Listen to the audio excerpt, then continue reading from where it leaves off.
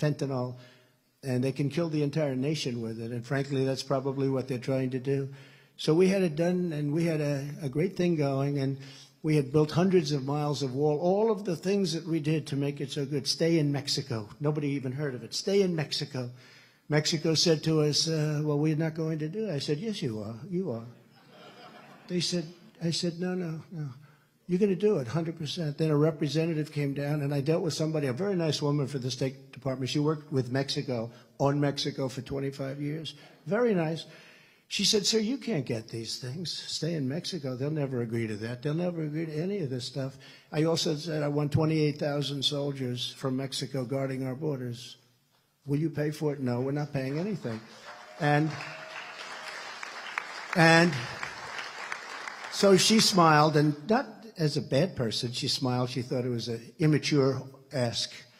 I said, no, we'll get it. 100 to 1. I mean, I will tell you, it's not even a chance that we want. They said, sir, okay.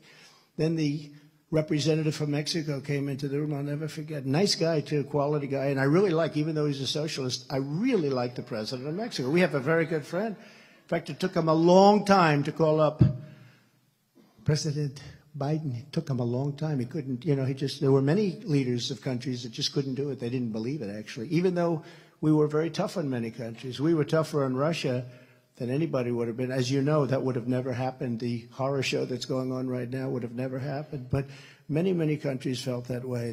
They just, didn't believe the result. But I said, here's what we need. We need 28,000 soldiers, and we want everybody staying in Mexico, never coming into the United States until we have them approved. So he said, no. And I said, here's what's happening. If you don't approve it, then we're going to put a tariff on all of the cars that you stole from our country to make in Mexico of 25%, and every product that's made in Mexico is going to have a tariff of 25% on it, which would amount to tens of billions of dollars for the United States.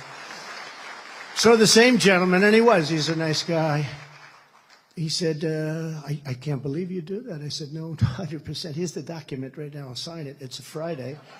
And this goes, in effect, this goes on Monday at 8 o'clock in the morning, and I had the document right here. Showed him the document. He was a little surprised. He said, may I take 5 minutes and make a call? I wonder who he called. Called the president and came back.